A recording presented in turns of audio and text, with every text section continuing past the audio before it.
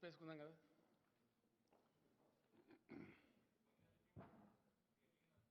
ఏమంటారు? కాదు 7 ఏమో నాకు చీఫ్ జస్టిస్ గారితో మీటింగ్ ఉంది.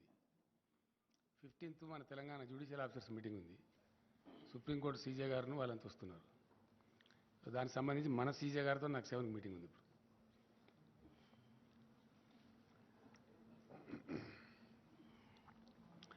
ఈరోజు జరిగినటువంటి కేబినెట్ సమావేశంలో గతంలో ఈ వికారాబాద్ జిల్లా ప్రాంతంలో, రంగారెడ్డి జిల్లా ప్రాంతంలో ఉన్న ప్రజలకు ప్రభుత్వ పరంగా మేము ఇచ్చినటువంటి హామీ మేరకు జియో 111 ఎత్తేస్తూ కేబినెట్ డిసైడ్ చేసింది. అయితే దాని మీద చీఫ్ సెక్రటరీ గారి ఆధ్వర్యంలో కమిటీ చేసినాము. పొల్యూషన్ బోర్డు,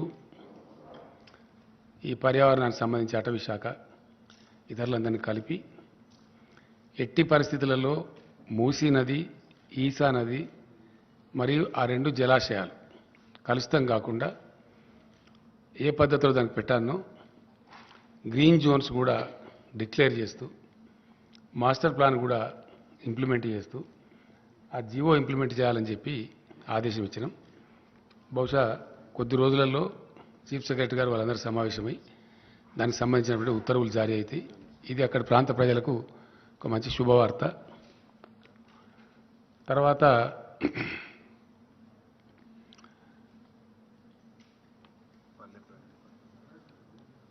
మే 20 నుంచి జూన్ 5వ తేదీ వరకు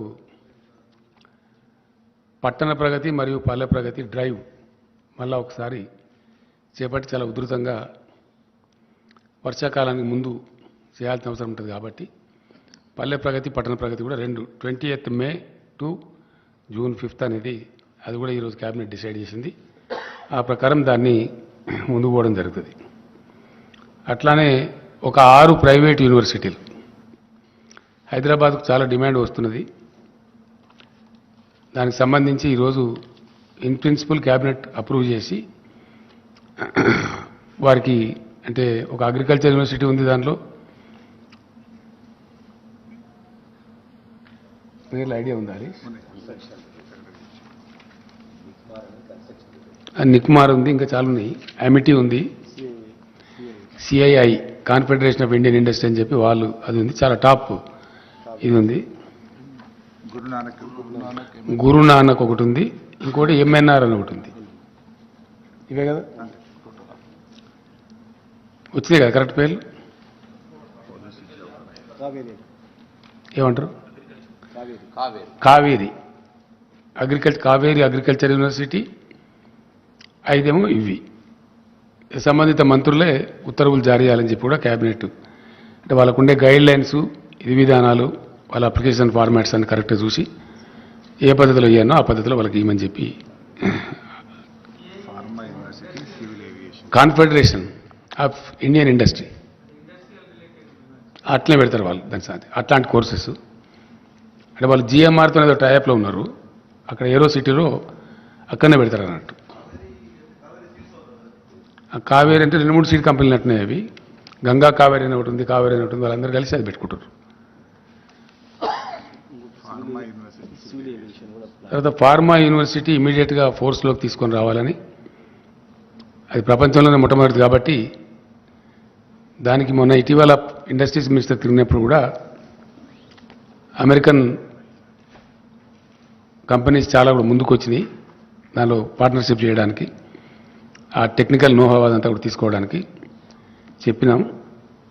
దేశంలోనే మొదటిసారిగా సివిల్ అవియేషన్ ప్రపంచవ్యాప్తంగా బాగా పెరుగుతూ ఉంది. ఇప్పుడు మన దగ్గర కూడా చాలా పెద్ద ఎత్తున పెరుగుతూ ఉంది. Now Hyderabad airport is the 4th largest airport in India. కోల్కతాను, మద్రాసును రెండింటిని, చెన్నైని రెండింటిని పక్కకు జరిపేసి number 1 is Delhi, number 2 is Mumbai, number 3 Bengaluru, number 4 Hyderabad. We're the 4th largest. భూభాగం దృష్ట్యా చూస్తే మనకు largest airport in India, larger than Delhi airport. ఢిల్లీది 5,000 ఎకరాలు ఉంది, మనదేమో 5,200 ఎకరాలు ఉంది శంషాబాద్ ఎయిర్పోర్ట్. సో వాళ్ళు చెప్పిన ప్రకారంగా సెకండ్ రన్వే గురించి కూడా ఇమీడియట్ స్టెప్స్ తీసుకోమని చెప్పి జిఎంఆర్కి చెప్పినాం. మనకి ఇప్పుడు ఎగ్జాక్ట్లీ టెర్మినల్ ఏదైతే ఉందో టెర్మినల్కి సదరన్ సైడ్లో ఒక రన్వే ఉంది, ఎగ్జాక్ట్లీ టెర్మినల్ మధ్యలోకి వచ్చి నార్త్ సైడ్ ఇంకో రన్వే వస్తారన్నమాట. సో అది కూడా హైదరాబాద్ ఎయిర్పోర్ట్లో సెకండ్ రన్వే పనులు స్టార్ట్ అవుతాయి. ప్లస్ 4th లార్జెస్ట్ ఎయిర్పోర్ట్ కింద వచ్చినాం కాబట్టి సివిల్ ఏవియేషన్ కోర్సెస్లో సివిల్ ఏవియేషన్లో ప్రపంచవ్యాప్తంగా చాలా పెద్ద ఇండస్ట్రీ అవుతున్నది కాబట్టి దాన్ని బ్రహ్మాండంగా ముందుకు తీసుకుని పోమని చెప్పినాం. ఇది పాతదే కదా శ్రీనివాస్ గౌడ్ గారి, ఓల్డ్ అది అయిపోయింది. తర్వాత ఇంకో మెయిన్ డిసిషన్ ఈ యూనివర్సిటీలలో నియామకాలు అన్నీ కలిపి దాదాపుగా ఒక 3,500 పైచీలకు ఉన్నట్టున్నాయి. ఇది ఎవరికి వాళ్ళే చేయడంలో అక్కడ కొన్ని రకాల ఇబ్బందులు, కొన్ని ఆరోపణలు అవన్నీ కూడా వస్తూ ఉన్నాయి. వేరే రాష్ట్రాలు పరిశీలించినప్పుడు ఒక కామన్ బోర్డు విద్యాశాఖ ఆధ్వర్యంలో పెట్టి రిక్రూట్మెంట్ చేసి ఏ యూనివర్సిటీలో టీచింగ్ నాన్ టీచింగ్ సిబ్బంది ఎంత అవసరమో తెప్పించుకొని ఆ ప్రకారం ఫుల్ఫిల్ చేస్తారు. పబ్లిక్ సర్వీస్ కమిషన్ ద్వారా కానీ ఇతర మెకానిజం కానీ ట్రాన్స్పరెంట్గా పారదర్శకంగా చేసి ఆ రిక్రూటెడ్ స్టాఫ్ను వాళ్ళకు అలాట్ చేసేస్తారు. ఆ రకంగా అది కూడా ఇబ్బంది లేకుండా జరిగిపోతుంది. దాని తదనంతరం సమైక్య రాష్ట్రంలో అత్యంత బాధాకరంగా నలిగిపోయి చితికిపోయినటువంటి రంగం మన వ్యవసాయ రంగం.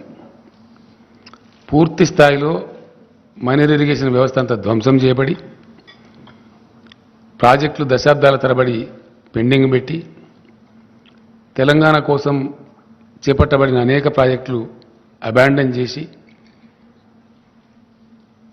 అనేక రకాలుగా విధ్వంసం చేయడం ద్వారా తెలంగాణ రైతాంగానికి అప్పుడు భూగర్భ జలాలే దిక్కైంది.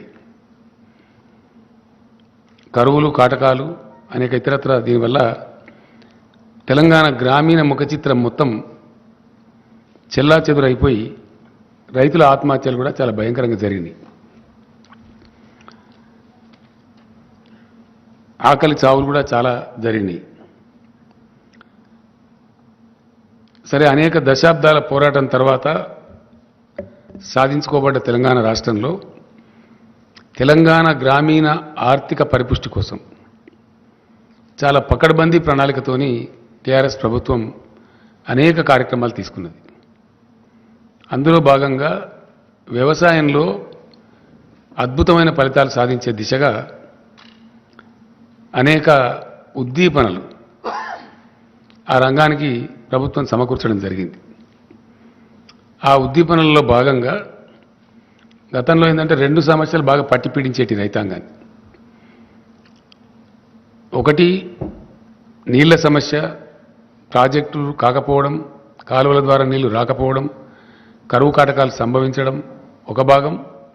రెండవ భాగం ఆ ఉన్న కొద్దిపాటి 600 నుంచి 900 ఫీట్ల లోతులోకి వెళ్ళి తీసుకునే భూగర్భ జలాలు కూడా కొద్దిపాటి అందుబాటులో ఉన్నా అవి తీసుకోవడానికి అవసరమైన కరెంటు చాలా అస్తవ్యస్తంగా ఉండి వందలు వేల సంఖ్యలో ప్రతిరోజు మూటలు గాలిపోవడం, తద్వారా రైతులు నష్టపోవడం, ఆ కరెంటు కోతల వల్ల వరి పంటలు ఎండిపోవడం, ఇట్లాంటి అనేక చాలా బాధాకరమైన దృశ్యాలు మనం కళ్ళారా చూసినాం. చాలా పెద్ద, అసలు సమ్మర్ వచ్చిందంటేనే ఒక భయోత్పాతమైన పరిస్థితి. రైతాంగం ఇప్పుడు కూడా అరిచేతిలో ప్రాణం పెట్టుకొని బతికే పరిస్థితులలో చాలా దీనావస్థలో ఉంది. అందువలన వ్యవసాయం చాలా ఘోరాతి ఘోరమైన పరిస్థితికి లోనైంది. దాన్ని తిరిగి పునరుజ్జీవింపజేయడానికి first step was taken by the government was mission Kakatiya. చాలా అద్భుతమైన ఫలితాన్ని ఇచ్చింది అది, చాలా చాలా అద్భుతమైన ఫలితాన్ని. అది సాంకేతికంగా భూగర్భ జలశాఖ, కేంద్ర జలవనరుల శాఖ వాళ్ళ నివేదికల్లో వెల్లడించారు. ఇండియాలో అత్యధికంగా భూగర్భ జలాలు పెంచిన రాష్ట్రం ఏది అంటే తెలంగాణ అని చెప్పడం జరిగింది. దానికి తోడుగా ఎలక్ట్రిసిటీని అద్భుతంగా తయారు చేసి, చాలా చాలా అద్భుతంగా తయారు చేసి క్లీన్ ఎనర్జీ సప్లై చేయడంలో, నాణ్యమైన విద్యుత్తును 24 అవర్స్ అన్ని రంగాలకు అందించడంలో తెలంగాణ గొప్ప విజయం సాధించింది.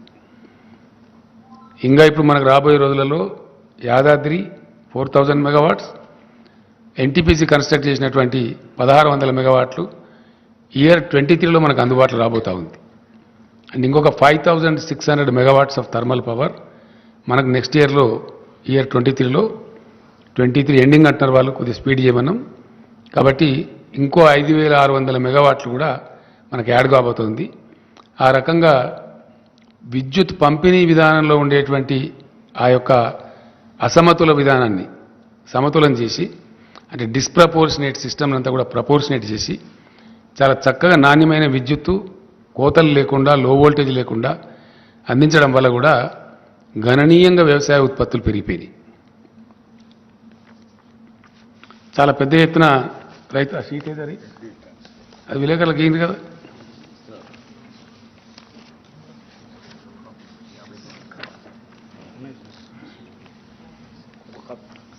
కాపీ ఏదిరా బాబు, మీ దగ్గర పెట్టుకుంటే విలేకరులకు ఇవ్వాలి కానీ.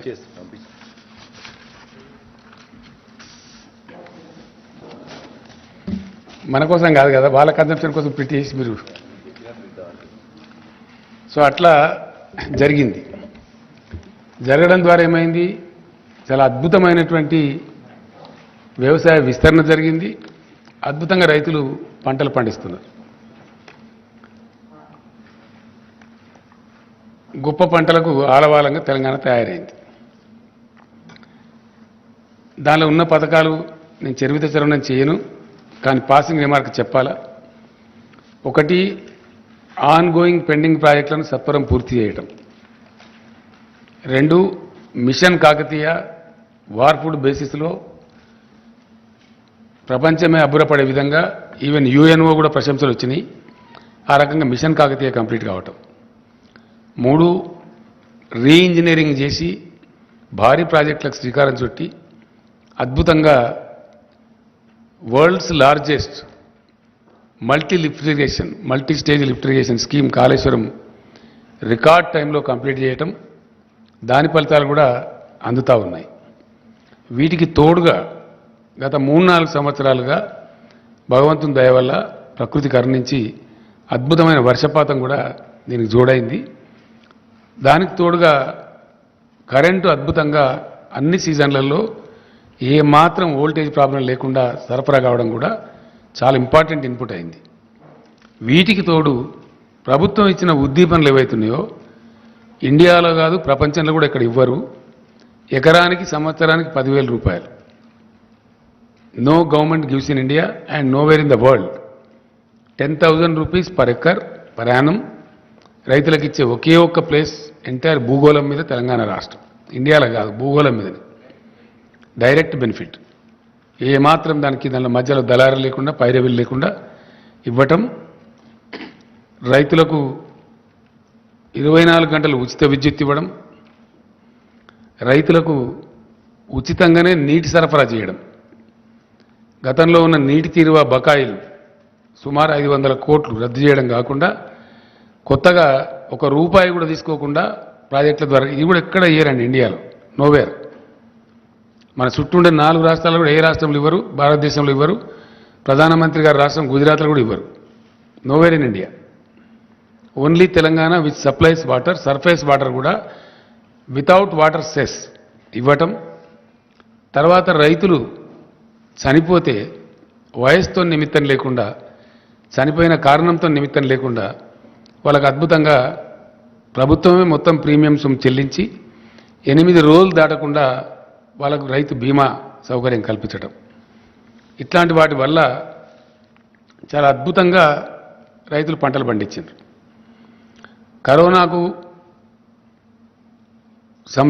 సందర్భంలో చెలరేగినటువంటి ఆ మరణాలు, భయోత్పాతం, ఒకటే చోటకు రైతులంతా వచ్చి మార్కెట్లలో రోజుల తరబడి గంటల తరబడి ఉంటే వ్యాధి ప్రబలుతున్న ఉద్దేశంతో never before in the Indian history, ఇప్పుడు కూడా లేదు, ఎప్పుడూ లేదు, నెవర్ అండ్ ఎవర్ 7,000 పైచిలకు కొనుగోలు కేంద్రాలు ఏ గ్రామానికి ఆ గ్రామంలో పెట్టి nowhere in India this is.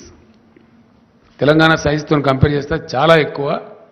ఏ ఊరికి ఆ ఊర్లోనే కొనుగోలు కేంద్రాలు ప్రప్రథమంగా పెట్టి ఎంటైర్ అడ్మినిస్ట్రేషన్ గేరప్ చేసి ధాన్యం కొనుగోలు చేసి ఆ కొనుగోలు చేస్తే కూడా వారానికో 10 రోజులకో నెలకో అన్నట్టు కాకుండా జస్ట్ వితిన్ 3-4 డేస్ అది కూడా డైరెక్ట్గా బ్యాంక్ అకౌంట్లోకి రైతు అకౌంట్లోకి ఇక్కడి నుంచే డబ్బులు పంపించడం మధ్యలో జిల్లా నుంచో మండలం నుంచో ఇంకో డిపార్ట్మెంట్ నుంచో కాకుండా ఫైనాన్స్ డిపార్ట్మెంట్ సివిల్ సప్లైస్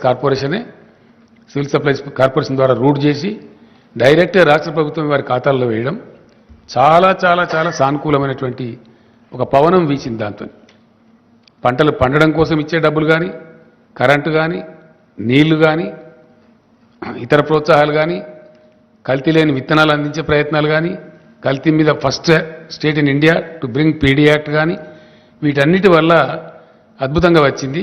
దాంతోపాటు కొనుగోళ్ళు ఎక్కడికక్కడనే జరిగి 3వ రోజుకు 4వ రోజుకి వారి బ్యాంకులోకి క్లీన్గా డబ్బులు రావడం అకౌంట్లో జమ కావడం ఎక్కడ ఉండదండి ఇండియా మొత్తంలో ఏ స్టేట్లో కూడా ఉండదు, అసలే ఉండదు కాక ఉండదు. ఆ విధంగా జరగడం వల్ల వీటన్నిటి సమాహారంగా రైతులు అద్భుతంగా ధాన్యం పండిస్తూ ఉన్నారు. అయితే ఇంకా చాలా ఉన్నాయి. వెరసి జరిగింది ఏంది నెట్ రిజల్టు అంటే 1 కోటి ఎకరాల విస్తీర్ణం పెరిగింది రెండు పంటలు కలిపి 1 కోటి పైచిలుకు 2014-15 to 2022 more than 1 crore acres. ఈ మల్టిపుల్ యాంగిల్స్లో ఈ పనులన్నీ జరిగేటప్పటికీ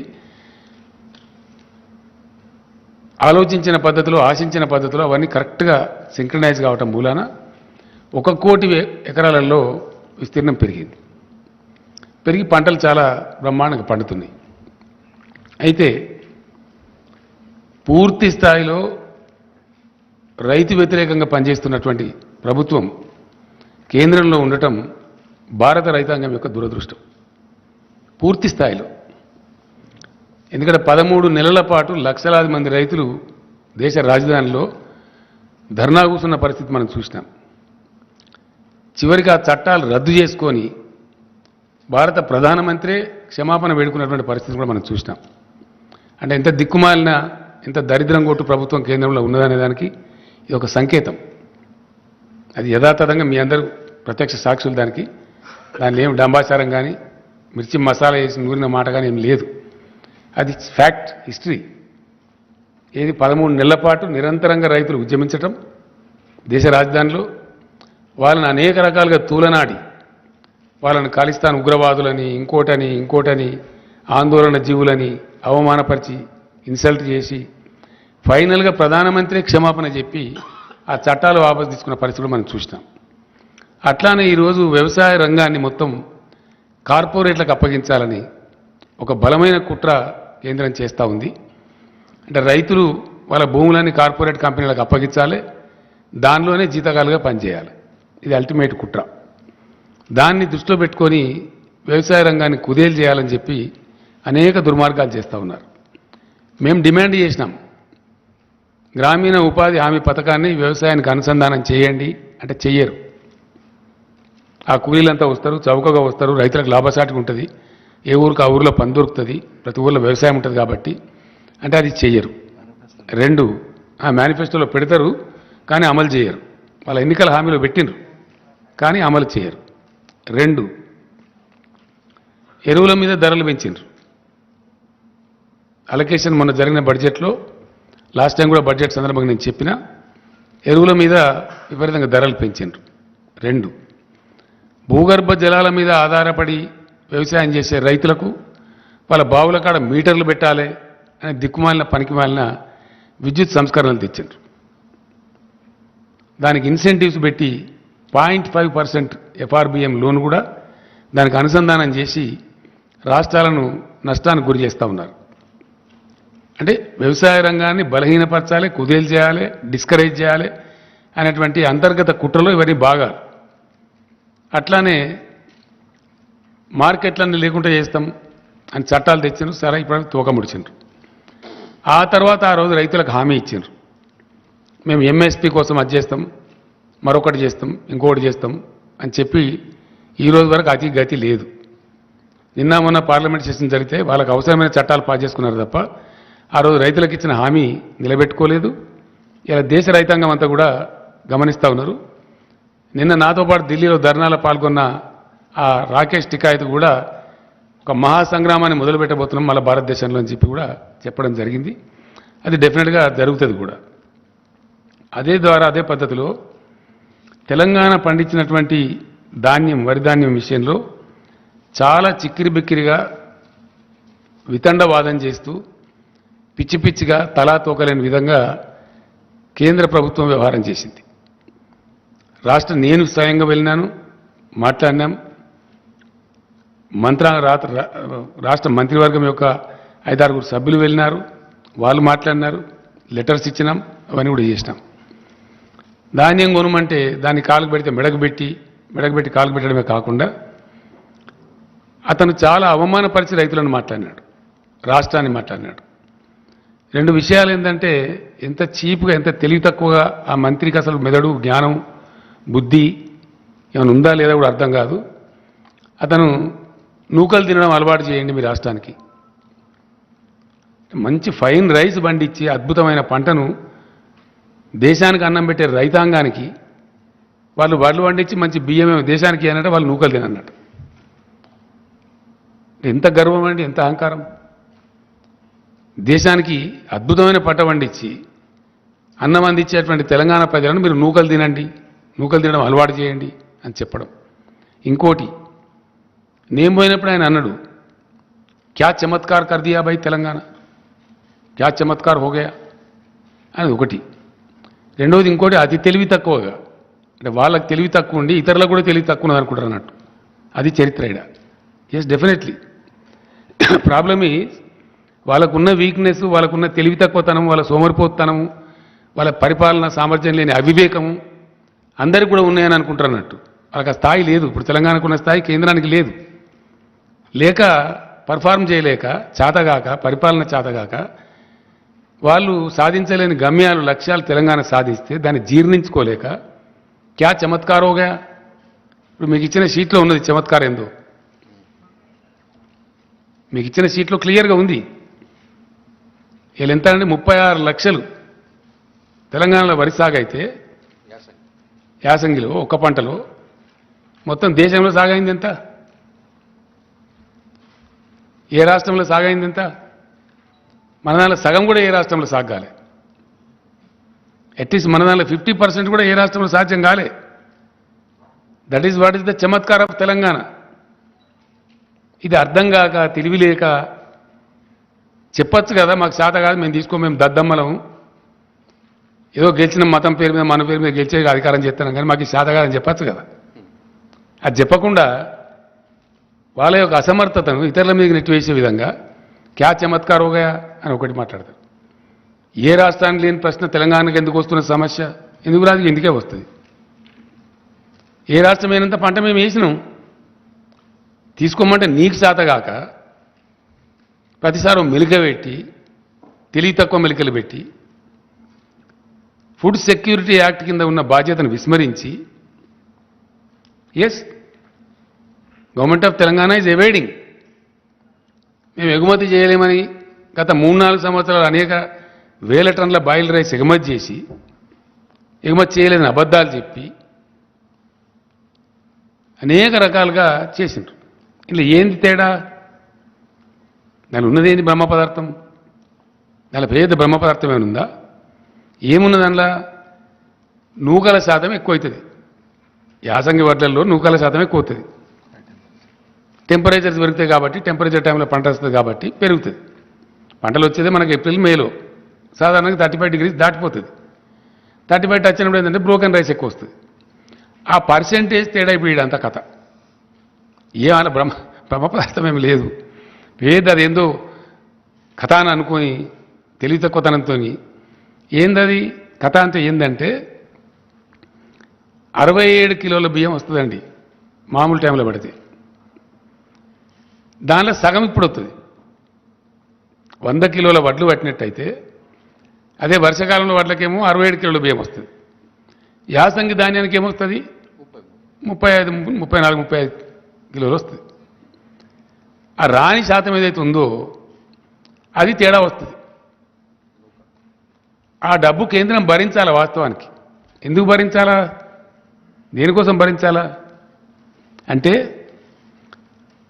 భారతదేశం యొక్క ఆహార భద్రత రాజ్యాంగ విహితంగా రాజ్యాంగబద్ధంగా కేంద్ర ప్రభుత్వానికి అప్పచెప్పబడ్డది.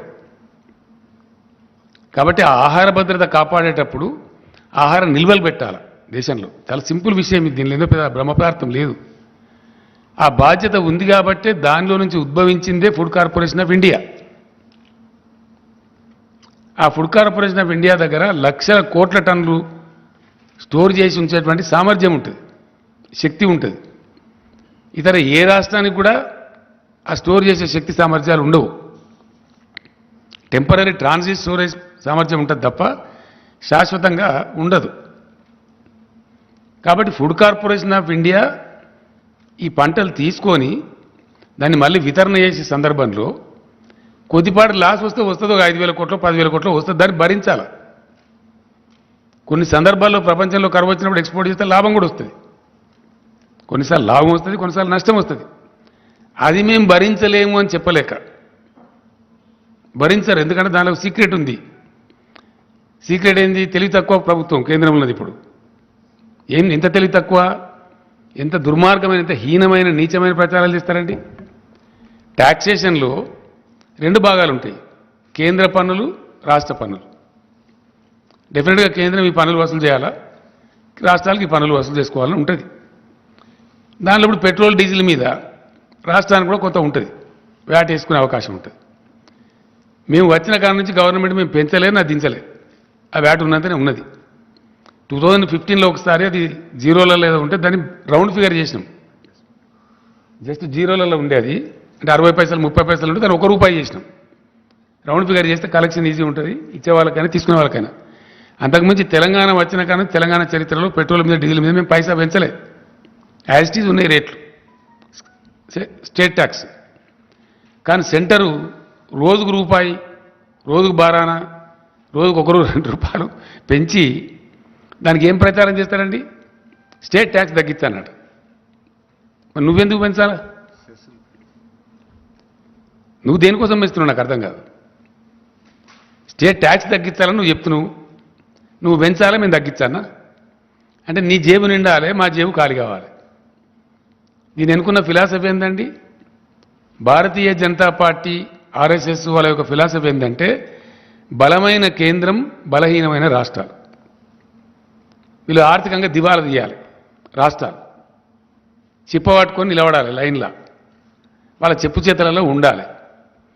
అంటే ఇది ఫెడరల్ సమాఖ్యకు పూర్తి విరుద్ధమైనటువంటి, టోటల్ అగెనిస్ట్ ఉండేటువంటి ఒక దిక్కుమాలిన సిద్ధాంతం. ప్రజాస్వామ్యం యొక్క పరిణతి, మెచ్యూరిటీ ఆఫ్ డెమోక్రసీ, ప్రజాస్వామ్య పరిణతి పెరిగిన దేశాలలో సెంటర్ నుంచి పవర్స్ డెవల్యూట్ అవుతాయి రాష్ట్రాలకు, రాష్ట్రాల నుంచి లోకల్ బాడీస్కు ట్రాన్స్ఫర్ అవుతాయి. అది టైర్ విధానం. అధికారాలను రాష్ట్రాలకు ఇవ్వాల్సింది పోయి కాంకరెంట్ లిస్టు పేరు మీద మొత్తం రాష్ట్రాల అధికారాలు కబలిస్తూ బలమైన కేంద్రం, బలహీనమైన రాష్ట్రాలు అనే ఒక సిగ్గుమాలిన సిద్ధాంతం పట్టుకొని పనికిమాలిన యాంటీ ఫెడరల్ సిద్ధాంతం చుట్టూ వేలాడుతూ కొనసాగించే దుష్ప్రచారం ఏంది? స్టేట్ ట్యాక్స్ తగ్గించమనండి, పెట్రోల్ రేట్లు తగ్గుతాయి. మరి నువ్వెందుకు వేస్తున్నావు? ఒకవేళ భారత ప్రభుత్వం యొక్క నీతి సామాన్య ప్రజలకు తక్కువ ధరలకే పెట్రోల్ డీజిల్ అందించాలని అయితే పెంచద్దు కదా. నువ్వు పెంచి రాష్ట్రాన్ని తగ్గించమని ఎట్లా అంటావు? నీకు ఏ నోరుతానంటావు? నీ నోరా మోరా? What it is? నువ్వు పెంచకుండా ఉండి నువ్వు తగ్గించమంటే నువ్వు గొప్పను అవుతావు. నేను పెంచుతా, నువ్వు తగ్గియాల. ఇది నీతా? ఇటువంటి సిద్ధాంతంతో ఫుడ్ సెక్యూరిటీ బాధ్యత మీ మీద ఉండంగా కూడా దాని నుంచి తప్పించుకుంటూ, దాని నుంచి పారిపోతూ, వెన్ను చూపుతూ చేసే అరాకిరి ఏందండి? కిరికిరేంది? ఏమవుతుంది ఇప్పుడు?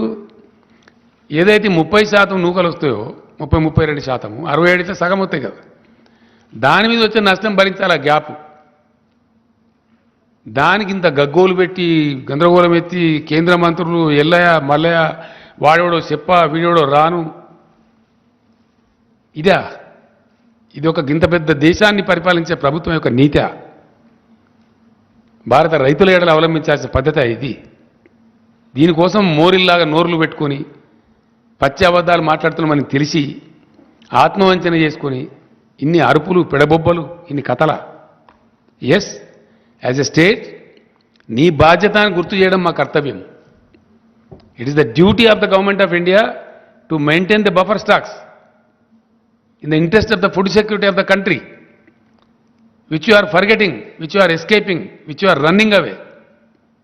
అది గుర్తు చేయడానికి యాజ్ ఎ స్టేట్గా మేము గడబడి చేస్తాం కదా, డిమాండ్ చేస్తాం కదా, అడిగినాం.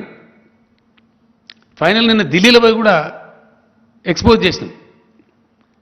భారత ప్రజల ముందు ఈ ప్రస్తుత భారత ప్రభుత్వాన్ని దోషిగా నిలబెట్టాలి. ఎస్, కాబట్టి ఆ ప్రయత్నం కోసం ఢిల్లీ పోయి కూడా నిన్న సఫిషియెంట్గా ఎక్స్పోజ్ చేసినాం 100%. అక్కడనే నేను నా ఉపన్యాసంలో కూడా చెప్పిన, నేను అడిగిన అక్కడ స్ట్రేట్గా सीरियस क्वेश्चन अड़िना నేను एक राज्य का छोटा सा डिफरेंस में दान खरीदने के लिए, तेलंगाना दान खरीदने के लिए क्या इतना बड़ा केंद्र सरकार के पास धन नहीं है या प्रधानमंत्री जी का मन नहीं है? ఏం లేదు, मन नहीं है. పెద్ద పెద్ద బడా బడా ఘరానా డకెయిట్ గాళ్ళు వేల కోట్లు ముంచుతారు ఒక్కొక్క బ్యాంకును. వాళ్ళని కాపాడుతుంది ప్రభుత్వం. నరేంద్ర మోడీ గారి ఘనత వహించిన ప్రభుత్వంలో అత్యధికంగా సాధించిన ప్రగతి ఏంటంటే బ్యాంకు దివాలాలు తీయించడం, వాళ్ళు సేఫ్గా పోయి లండన్లో ఉండడం. వాళ్ళని అరెస్ట్ చేయడానికి పోతే ఇదే కేంద్ర ప్రభుత్వం పెద్దలు ఫోన్లు చేసి వాళ్ళని వాపసు పిలిపియడం. అవన్నీ ఉన్నాయి, డాక్యుమెంట్స్ వచ్చినాయి, ప్రూఫ్స్ ఉన్నాయి. త్వరలోనే వీళ్ళ మొత్తం పాపాల పుట్ట బయట పెట్టబోతాం. ఎస్, ఏవైతే లండన్లో మంచిగా పిక్నిక్లు ఉన్నారో వీళ్ళ మిత్రులు, ఈ కార్పొరేట్ గద్దలు, వాళ్ళని అరెస్ట్ చేయడానికి సిబిఐ అధికారులు పోతే వాళ్ళని వాపసు పిలిపించారు. పిలిపించడంలో పేర్లు అవన్నీ ఉన్నాయి, త్వరలోనే బయట పెడతాం డాక్యుమెంట్స్, ఢిల్లీ రాజధానిలో పెడతాం. సో ఇవన్నీ చేసుకుంటూ వేల లక్షల కోట్ల రూపాయలు, ఎంతనండి ఇప్పటి వరకు 10.5 లక్షల కోట్ల రూపాయలు మాఫీ చేశారు సావుకారులకు, సేట్లకు, బడా కంపెనీలకు, ఈ బ్యాంకుల మోసాలు చేసేటోళ్లకు. ఇప్పుడు తెలంగాణలో వచ్చే డిఫరెన్స్ ఏంది? ఒక 3,000 3,500 కోట్లు వస్తుంది యాసంగి ధాన్యం మొత్తం కొంటే, అంతేనా కమలాకర్? 3 నుంచి 3,500 కోట్లు వస్తుంది. ఒక 3,500 కోట్లు 60 లక్షల మంది రైతులకు సంబంధించి, ఒక రాష్ట్రానికి సంబంధించి భరించలేని కేంద్రం ఒకడే దొంగ 21,000 కోట్లు మోసం చేస్తాడు, ఒకడు 18,000 కోట్లు చేస్తాడు. వాళ్ళని మాత్రం ఏమన్నది నిక్షేపంగా ఉంటుంది. ఒక అదానీ గ్రూప్కి ఈ మధ్య 12,000 కోట్లు మాఫీ చేశారు. ఈ మధ్యన పేపర్లోనే వచ్చింది, మీరే రాసిన వార్తలు. అది శాతనవుతుంది కానీ ఈ రైతుల కోసం ఒక 1,500 2,000 కోట్లు 3,000 కోట్లు పెట్టుమంటే అది శాత కాదు. దానికి వీరంగాలెత్తుడు, అరుపులు, పెడబొబ్బలు, కుట్రలు, అరాకిరి మాటలు, పనికిమాలిన దిక్కుమాలిన ఆరోపణలు, క్యా చమత్కారోగాయనుడు, రీసైక్లింగ్ చేస్తున్నాడు. రీసైక్లింగ్ చేస్తుందా గవర్నమెంట్? ఎక్కడన్నా చేస్తారా? సాధ్యమే పనేనా? మాకేం పని లేదా? ఓ కేంద్ర మంత్రి మాట్లాడతాడు ఈ మాట, ఇంత పెద్ద భారతదేశం యొక్క మంత్రి. అంటే ఎంత నీచంగా, నికృష్టంగా రైతాంగం పట్ల, దేశ ప్రజల పట్ల ఎంత బాధ్యతారహితంగా కేంద్రం ఉన్నదనే దానికి ఇది ఒక సంకేతం. సో ఏ విధంగా ఉన్నది, ఎన్ని రకాలుగా ఉన్నది, ఎంత బహుముఖీనంగా ఉన్నది, వీళ్ళ యొక్క దుర్మార్గమైనటువంటి రైతు వ్యతిరేక విధానం అనేది ఎక్స్పోజ్ చేయాలని చెప్పి మేము సఫిషియెంట్గా చేసినాం. డెఫినెట్గా నేను ఢిల్లీలో నా స్పీచ్లో నేను చెప్పిన, మీరు ఇయ్యనంత మాత్రాన హమారే కిసానంకు హమ్ గంగా మే నహీ డూబ్ దేంగే, మేము ఎట్లా కాపాడుకుంటాం, మీకు ఎట్లా తెలివిలేదు, మేము కాపాడుకుంటాం, మాకు ఆ ధైర్యం ఉంది, అవసరం వస్తే ఒక పూట ఉపాసం ఇంకొక ఖర్చు తక్కువ చేసుకుంటాం అని కూడా చెప్పిన నేను. దాని ప్రకారంగానే ఈరోజు క్యాబినెట్లో సాకల్యంగా విషయాన్ని చర్చించినాం. రైతాంగానికి మేము చెప్పినాం ఏమని, వెయ్యకండి, దుర్మార్గమైన కేంద్రం ఉంది, చక్కదనం లేదు వీళ్ళది, వీళ్ళ వ్యవహారం సరిగా లేదు, కేంద్రంలో ఒక విధవ పనికిమాలిన గవర్నమెంట్ ఉంది, కాబట్టి మీరు ఇతర పంటలు వేసుకోండి అని చెప్పినాం. చెప్తే పాపం చాలా వరకు 20 లక్షల వ్యవసాయం తగ్గిపోయిందండి. ఆల్మోస్ట్ 55 lakhs to 30 lakhs వచ్చింది. అంటే 36 ఉంది, దానిలో ఒక 3 లక్షలు సీడ్కి పోతుంది, ఒక దాదాపు 2-2.5 లక్షలు రైతులు తినడానికి ఉంచుకుంటారు సాధారణంగా.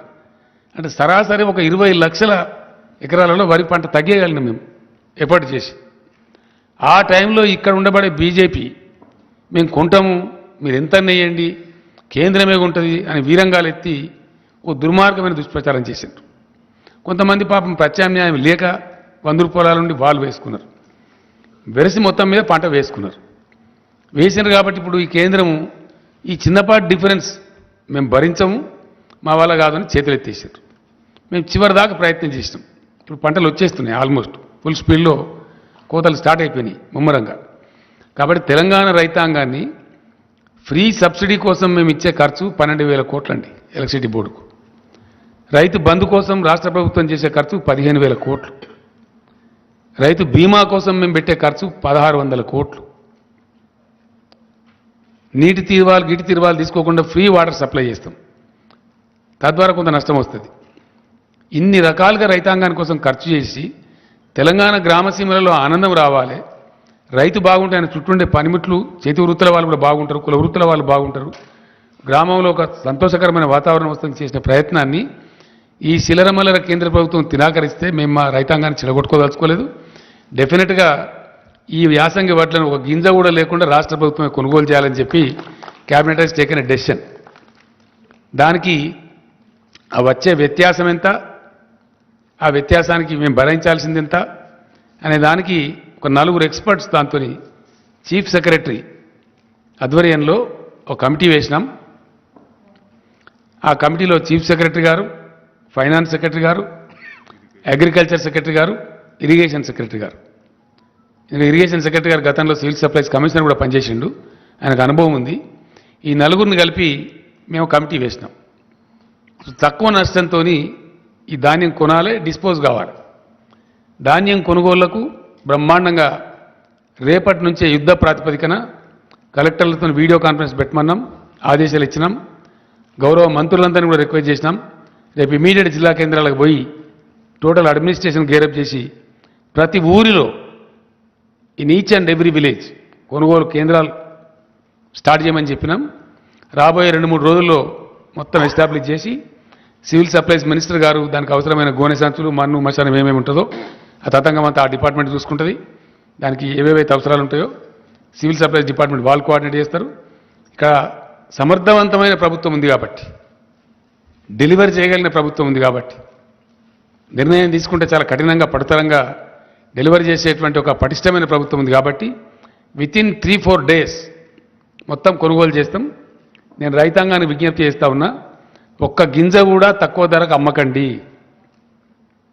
1960 రూపాయల ఎంత ఉంది అది, 1960 ఏదైతే ఎంఎస్పి ఉందో టంచన్గా 1960 రూపాయలు మీకు చెల్లిస్తాము. గతంలో ఎట్లయితే మీ బ్యాంకులకు వచ్చినాయో అదే పద్ధతిలో మీ బ్యాంకులకు వస్తాయి. ఈ దిక్కుమాలిన కేంద్రం మనకు మొండి చేసి చూపించినంత మాత్రం మనం చిన్నబుచ్చుకునేది ఏం లేదు. ఎందుకంటే ఎప్పుడు చూడని నీళ్లు చూస్తున్నారు, ఎప్పుడు చూడని కరెంటు చూస్తున్నారు. మంత్రివర్గంలో మాకు అదే చర్చ జరిగింది.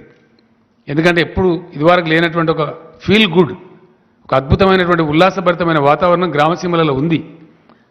పొలాలు పచ్చగా కనబడుతున్నాయి. పల్లె పల్లెలో పల్లేరులు మొలిసే పాలమూరులో అనే కాడ పల్లె పల్లెలో పంటలు పండే పాలమూరు కాడ అని చెప్పి ఇప్పుడు ప్రజలు పాడుకుంటున్నారు.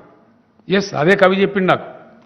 పీరీల పండుగ అప్పుడు గోరేటెంకన్న గారు వాళ్ళ ఊర్లో ఉండే, నేను తెల్లారు రమ్మని చెప్తే వచ్చిండు ఆయన. ఎక్కడికి పోయిందంటే అక్కడ పోయినా, మా ఊరికే పోయినా. ఇంతకుముందు ఎడారిలాగా ఉండే సార్ ఇప్పుడు కోనసీమలాగా ఉందని చెప్పిండు ఆయన. అంత అద్భుతంగా పంటలు పండుతున్నాయి కాబట్టి ఆ వాతావరణం డిస్టర్బ్ చేయొద్దు, మళ్ళీ మన గ్రామసీమలలో వెల్తి తేవద్దు. సరే, మనకు 2,000-3,000 కోట్లు 4,000 కోట్ల ఖర్చు అయినా మంచిదే, రైతాంగాన్ని చిన్నబుచ్చొద్దని చెప్పి ప్యూర్లీ రైతుల యొక్క ఇంట్రెస్ట్లో ఈ కొనుగోలు చేయాలని నిర్ణయించినాం. కాబట్టి రైతులు ఎవ్వరు కూడా ధాన్యం తక్కువ ధరకు అమ్మకండి, నో డిస్ట్రెస్ సేల్. ప్రతి గింజ ప్రభుత్వం కొంటుంది, ఒకరోజు వెనుకనో ముందో. కాబట్టి దాన్ని చేయాలని చెప్పి కోరుతున్నాను నేను. మీరు తక్కువ ధరకు అమ్ముకోవద్దు. దాని తర్వాత రెండవ విషయం ఏంటంటే, తెలంగాణ రాష్ట్రం తరఫున నేను మొన్ననే చెప్పిన, తప్పకుండా నిన్న మొన్న నాకుండే చిన్న ఆరోగ్య సమస్య వల్ల ఢిల్లీలో దాదాపు 8 రోజులు గడిపిన నేను. చాలామంది మిత్రులు కలిసిండ్రు, చాలామంది ఎకానమిస్టులు కలిసిండ్రు, రాజకీయ నాయకులు కూడా కలిసిండ్రు, కొందరు ఫోన్లో మాట్లాడిన, కొందరు కలిసిండ్రు, రకరకాలు జరిగింది. భారత మేధోవర్గం మొత్తం ఆలోచిస్తూ ఉంది. అలా భారతదేశాన్ని ఇప్పుడున్న ప్రభుత్వం, అధికార పార్టీ బీజేపీ ఒక దుర్మార్గమైనటువంటి అనారోగ్యకరమైనటువంటి అనాలోచితమైన విధానంలో వాళ్ళ సంకుచిత రాజకీయాల కోసం మతోన్మాదాన్ని పెట్టిరేగేటువంటి ప్రయత్నం చేస్తూ ఉన్నారు. అన్ని రకాలుగా దేశాన్ని దెబ్బతీసినరు. జీడిపి మొత్తం నాశనం అయిపోయింది, ఎకానమీ చెల్లాచెదురైంది, నిరుద్యోగ సమస్య పెరిగింది, ఆరోగ్య సమస్యలు పెరిగినాయి, పరిశ్రమలు మూతపడుతున్నాయి, అన్ఎంప్లాయ్మెంట్ పెరిగిపోయింది, హంగర్ ఇండెక్స్లో కూడా క్షీణించిపోయింది, ఇబ్బడి ముబ్బడిగా విపరీతమైన సెస్సుల రూపంలో ప్రభుత్వం ట్యాక్సులు పన్నులు విధిస్తూ ఉంది, నిత్యావసరాల ధరలు పెంచుతూ ఉంది, సామాన్య ప్రజలు నడ్డి విరుస్తూ ఉంది. లెక్క లేకుండా అలక్ష్యంగా అన్ని పెంచడం, వాళ్ళకు ఒక అహంకారం తలకెక్కింది బాగా, నిష, అధికార నిష. ఏంది మేమన్నీ చేస్తాం, ఒకటి లో కాశ్మీరీ ఫైల్స్, లో పుల్వామా, లో తోక, లో తొండెం అని ఆ మత గజ్జికి సంబంధించినటువంటి ఒక చిల్లర షార్ట్ కట్ మెథడ్లో ప్రజలను అప్పటికప్పుడు ఉద్వేగపరచడం, 10 ఓట్లు సంపాదించుకోవడం జరుగుతూ ఉంది. నిన్నకు నిన్న శ్రీరామనవమి పండుగ జరిగింది. శ్రీరామనవమి పండుగ భారతదేశం అంతా జరుపుతారు, ప్రతి గ్రామంలో జరుపుతారు, ప్రతి ఇంట్లో జరుపుతారు, అందరు పూజ చేసుకుంటారు. శ్రీరామనవమి నాడు ఇప్పుడు ఎన్నికలు రాబోయే రాష్ట్రాలలో ఏం జరుగుతూ ఉంది, ఎన్నికలు లేని రాష్ట్రాలలో ఏం జరుగుతూ ఉంది. గుజరాత్లో రాళ్ళెత్తారు, కర్ణాటకలో రాళ్ళెత్తారు, వేరే కాడ ఎందుకో వేయరు. ఎక్కడ ఎన్నికలుంటే అక్కడ డ్రామా స్టార్ట్, రాళ్ళేసుడు, ఉద్రిక్తతలు సృష్టించుడు, ఆ ఉద్వేగంలో నుంచి వచ్చేదాన్ని పొలిటికల్ క్యాపిటలైజ్ చేసుడు అనేటువంటి ఒక చిన్న ట్రిక్ పెట్టుకొని దీని ముందర ఏదున్నా సరే సమయానికి అన్ని చెల్లాచెదురైతే అనేటువంటి ఒక దిక్కుమాలిన ఆలోచనతో మొత్తం దేశాన్ని సర్వభ్రష్టం చేసే పరిస్థితి పోతా ఉన్నారు. చాలా బాధాకరం అండి, చాలా అంటే చాలా. అద్భుతమైనటువంటి నగరం మన బెంగళూరు నగరం. అనేక ప్రభుత్వాల యొక్క కృషి ఫలితంగా అది సిలికాన్ వ్యాలీ ఆఫ్ ఇండియా అయింది. 30 లక్షల మందికి డైరెక్ట్గా ప్రత్యక్షంగా ఐటీ ఉద్యోగాలు దొరుకుతాయి. మరో 30 లక్షల మందికి ఆల్మోస్ట్ ఇండైరెక్ట్ ఉద్యోగాలు దొరుకుతాయి. అంత అద్భుతమైనటువంటి రాష్ట్రంలో చాలా అయిందా time, just 2 minutes, 5 to 7, yeah. ఆ రకంగా ఉన్నటువంటి రాష్ట్రంలో 6 రకాల నిషేధాలు ప్రభుత్వం ఉత్తర్వులు ఇస్తాయండి. హిజాబు నిషేధము, హలాల్ మాంసం నిషేధము, ముస్లింలు నడిపే వాహనాలు ఎక్కద్దు, ముస్లింల షాపులలో ఖరీదు చేయొద్దు, ఇంకేదో దిక్కుమాలి అన్ని పనికిమాలి. దీని బ్యాక్లాష్ ఏముంటుందండి? మొన్న కువైట్ దేశంలో 11 మంది పార్లమెంట్ సభ్యులు ఆ ప్రభుత్వానికి రాసిండ్రు, కిక్అవుట్. అక్కడ ఆ దేశంలో వ్యవహారం బాగాలేదు, వాళ్ళు మన దగ్గర ఉంటే కూడా దుర్మార్గంగా ఉంటుంది, వీళ్ళని ఎలగొట్టండి అని చెప్పి మాట్లాడుతున్నారు. అట్లా దాదాపు దేశం నుంచి 13 కోట్ల మంది ప్రజలు వివిధ దేశాలలో బ్రతుకుతున్నారు. అనేక ఉద్యోగాలు, చిన్న చిన్న వ్యాపారాలు ఏదో చేసుకొని బ్రతుకుతున్నారు. ఒకవేళ ప్రపంచం వాళ్ళందరినీ తరిమేస్తే ఈ భారతీయ జనతా పార్టీ వాళ్ళని పోషిస్తుందా? వాళ్ళకి ఇండియాలో ఉద్యోగాలు ఇస్తారా? ఏం జరగబోతుంది? ఉన్న పరిశ్రమలు మూతపడితే ఇలా పరిశ్రమలో పనిచేసే కార్మికుల గతి ఏం కావాలా? ఉన్న ఐటీ పరిశ్రమ బిస్తర్ కడితే ఐటీ ఉద్యోగుల గతి ఏం కావాలా? పెట్టుబడిదారులు విముఖత చూపితే, పెట్టుబడుల వెలువ రాకపోతే, కొత్త ఉద్యోగాల కల్పన జరగకపోతే ఈ నిరుద్యోగ యువత యొక్క ఆశలను నెట్టిపోవాలా? దేశం చిన్నాభిన్నమైతే మళ్ళీ సంభాళించుకోవడానికి కనీసం 100 సంవత్సరాలు పడుతుందండి. ఈ చిన్న మతపిచ్చితోని, చిన్న ఉద్వేగాలతోని, అప్పటికప్పుడు కలిగే తాత్కాలిక రాక్షస ఆనందంతో దేశం కోల్పోయి చాలా ఎక్కువ. దేశం అతి భారీ మూల్యం చెల్లించక తప్పదు. ఎస్, ఇది చరిత్ర చెప్పిన సాక్ష్యం. ఎన్నో ఘటనలు ఉన్నాయి. కాబట్టి ఈ ఉన్మాదుల చేతిలో పడి దేశ యువత, దేశ మేధావులు కొట్టుకొని పోతే 100 సంవత్సరాలు భారతదేశం వెనుకపోతుంది. 100 సంవత్సరాలు, ఒక century. Country is going to lose a century which is disastrous. Which is unwanted undesirable. కాబట్టి దేశ ప్రజలు ఈ ఉన్మాదులు, ఈ దుర్మార్గులు చేసేటువంటి ఈ కుటిలమైనటువంటి కుచితమైనటువంటి విషయాలు వాళ్ళు గ్రహించి తప్పకుండా తమను తాము రక్షించుకునే దిశగా భారతదేశం కదలాలి. ఇది బుద్ధిజీవుల దేశం. డెఫినెట్లీ నేను బలంగా నమ్ముతాను, ఇండియా రియాక్ట్స్. ఇండియా బుద్ధు దేశం కాదు, బుద్ధిజీవుల దేశం. యాజ్ అండ్ వెన్ గివెన్ తప్పకుండా భారత ప్రజ తిప్పి కొడుతుంది, గిల్లి పడేస్తుంది. మేమేదో ఇవాళ ఉన్నామని అహంకారపూరిత మాటలు మాట్లాడి రాష్ట్రాల నుంచి వచ్చే మంత్రులను, రాష్ట్ర ప్రభుత్వాలను హరాకిరిగా మాట్లాడి, ఇష్టం వచ్చిన కథలు మాట్లాడి మేము నడిపించగలుగుతాం అనుకుంటే హిట్లర్లు, ముస్సోలినీలు, నెపోలియన్లే పోయిన చరిత్రలో. అంతకన్నా గొప్పలు కాదు వీళ్ళు. అందుకు సంబంధించి తప్పకుండా తెలంగాణ రాష్ట్రం నుంచి భారతదేశాన్ని చైతన్యపరచడంలో, దక్షిణ భారతదేశాన్ని చైతన్యపరచడంలో ఏదైతే నేను ప్రముఖ పాత్ర వహిస్తాను చెప్పినో తప్పకుండా ఆ పోరాటాన్ని బాగా ఇంటెన్సిఫై చేస్తాం. ఎస్, నేను నాకు రైతు నాయకులు కూడా అక్కడ కలిసినరు, మాట్లాడినరు. భారతదేశానికి ఇవాళ భారతదేశ రైతులు ఇప్పటికే సతమతమవుతా ఉన్నారు ఒక పర్ఫెక్ట్ పాలసీ లేక. ఆ రైతాంగానికి దిక్కు దివాణం లేకుండా అయిపోయింది. వాళ్ళని బికారులుగా చూస్తూ ఉన్నది ఈ ప్రభుత్వం, గతి లేని వాళ్ళుగా చూస్తూ ఉంది. ఏం చేస్తారు మమ్మల్ని అని అనుకుంటా ఉంది. ఏం చేసినారు? మీ మెడలే వంచి ప్రధానమంత్రితోనే క్షమాపణ చెప్పించారు. అది మర్చిపోవద్దు, జాగ్రత్త. ఇండియా రాజ్యాంగపరమైన రక్షణలు ఇస్తూ, మినిమం సపోర్ట్ ప్రైజ్కు రాజ్యాంగ రక్షణ ఇస్తూ, రైతుకు ఇంటిగ్రేటెడ్ న్యూ అగ్రికల్చర్ పాలసీ రావాలి ఈ భారతదేశంలో. ఒక integrated new agriculture policy of India రావాల్సిన అవసరం ఉంది. డెఫినెట్గా దాన్ని నేను పిలుస్తున్న ఎకానమిస్టులను కూడా చాలామందిని, అశోక్ గులాటి గారు కూడా వస్తామన్నారు, దాన్ని మొత్తం ఆ రైతు నాయకులు కూడా వస్తామన్నారు. త్వరలోనే హైదరాబాదులో మొత్తం భారత రైతాంగానికి సంబంధించిన అన్ని రాష్ట్రాల రైతు ప్రతినిధులను, ఢిల్లీలో ఉద్యమం నిర్వహించిన రైతు సంఘాలను హైదరాబాద్కే పిలిపించి ఇక్కడ వర్క్షాప్ పెట్టి ఆ పాలసీ ఇక్కడ డిక్లేర్ చేస్తాం. గవర్నమెంట్ ఆఫ్ ఇండియా దానికి కర్మ బాగుంటే అడాప్ట్ చేస్తారు, అడాప్ట్ చేయకపోతే వీళ్ళని పక్కకు జరిపి భారత రైతాంగమే గిల్లిపారేసి ప్రత్యామ్నాయ ప్రభుత్వం తెచ్చుకుంటారు. మంచి ఆనందపూర్వకమైనటువంటి న్యూ అగ్రికల్చర్ పాలసీ ఆఫ్ ఇండియాను ఇంప్లిమెంట్ చేసుకుంటారు. అప్పుడు కలకలలాడే భారతదేశం ఉంటుంది, ఇట్లా వెలవెలవే భారతదేశం ఉండదు. రైతులు బికారులు ఉండే భారతదేశం ఉండదు, రైతులు ఇంత హీనంగా చూడబడే భారతదేశం ఉండదు.